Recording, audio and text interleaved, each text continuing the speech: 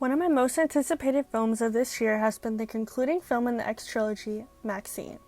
With promos of the star-studded cast and what became of the highly acclaimed Technicolor fantasy that is Pearl, the final film was shaping up to be a great final edition, especially with the new world of Hollywood to explore, contrary to the previous films which only had a few locations.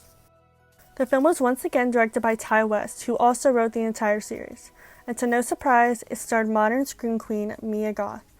Compared to the small ensemble cast of X and minimal supporting cast of Pearl, MaXXXine had a lineup of star-studded actors. The lineup including Elizabeth Debicki, Moses Sumney, Michelle Monaghan, Bobby Cannavale, Halsey, Lily Collins, Giancarlo Esposito, and Kevin Bacon. And the marketing of the film made sure you didn't forget that. Right off the bat, the visuals were nailed down, something Ty West and cinematographer Elliot Rocket has consistently excelled at throughout the trilogy. With warm and muted 70s tones in X, bright and vibrant Technicolor reminiscent of films like The Wizard of Oz and Pearl, and finally, dark yet vibrant and cooler tones of the 80s in MaXXXine. Unfortunately, the look of the film is one of the only things I loved about MaXXXine. Mia Goth's best performance in the trilogy is still insane and psychopathic Pearl. With such a great performance, I was very disappointed with Mia Goth's passiveness in MaXXXine. The character had practically no development throughout the entire runtime, with MaXXXine spending a great deal of the movie just staring off into space. I don't think this is an issue with Mia Goth though. I think she did what she could with the script she was given.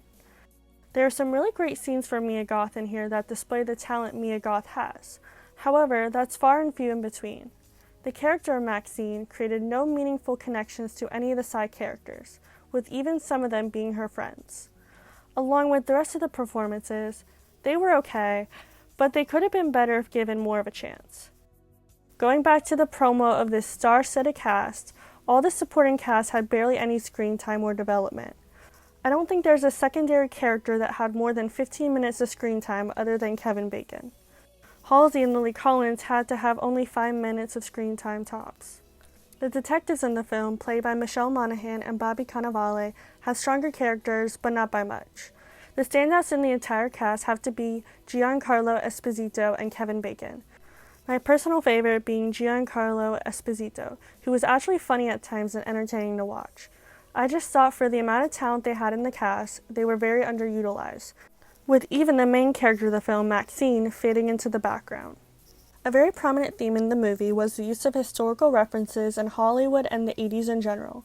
With the inclusion of the Bates Motel set from Psycho, it could have been utilized in so many unique ways. However, it was not. Another very prominent factor was the inclusion of the Night Stalker murders in California during the 80s.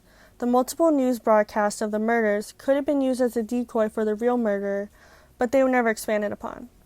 The true fault of the film is what becomes of the third act. With the consistent pace throughout the beginning and middle, the ending was very rushed. The great big twist at the end was a big disappointment. I won't spoil it, but the big reveal had no meaningful or memorable connection to X or Pearl. The twist was referred to in X, but it wasn't a big enough point that it made it instantly recognizable and shocking in MaXXXine. And while watching, forgetting the reference in X, it felt out of left pocket and confusing on where it came from. The final moments of the film did not make up for it either. It left me feeling unsatisfied and confused on how we came to this.